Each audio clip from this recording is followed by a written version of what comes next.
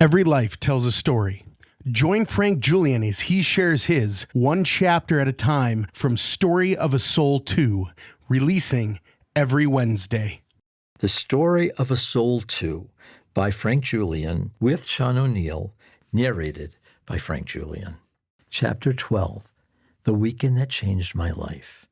I remember going home for Memorial Day weekend for just a night to gather my things. I was supposed to go to Notre Dame for a huge Catholic Charismatic convention of over 35,000 people with more than 1,000 priests present. When I got home, it was Ascension Thursday, and I attended Mass.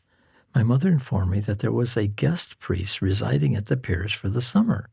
His name, she said, was Father Song.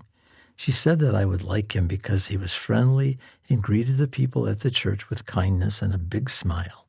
I went to the church and Father Song was saying the Mass and greeted me. I thought that this was all there was to it, unaware of the role that all this would have in God's plan. At the conference in Notre Dame, I found myself sleeping in a big tent with monks. We were wet.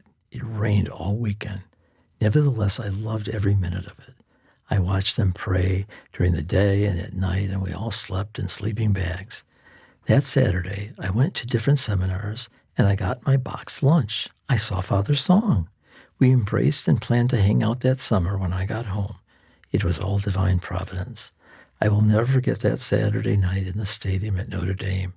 I would come to find out that I felt just like Rudy from the popular movie released many years later. As I looked up at the touchdown Jesus with his hands lifted up like mine, everyone was praising and singing to God with all their heart, and the 1,000 priests formed a circle on the field and danced before the Lord. I knew I was no longer a Catholic charismatic.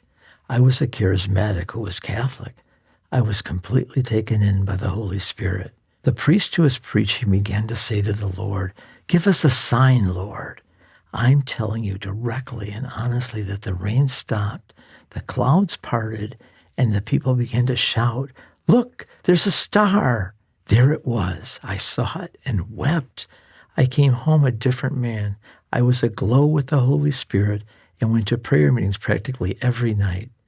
I wrote earlier that I was working in the operating room shining for Jesus, and my professional and spiritual work was truly going well.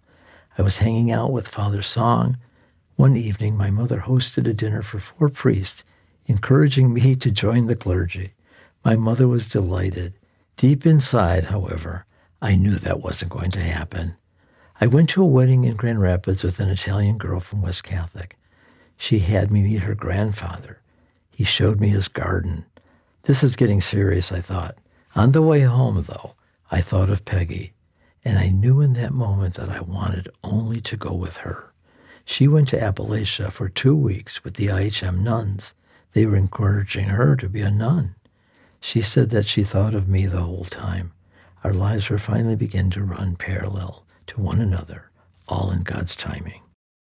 Thank you for listening. Join Frank Julian every Wednesday for a new chapter of Story of a Soul 2. Make sure you like, share, and subscribe so you don't miss the next chapter.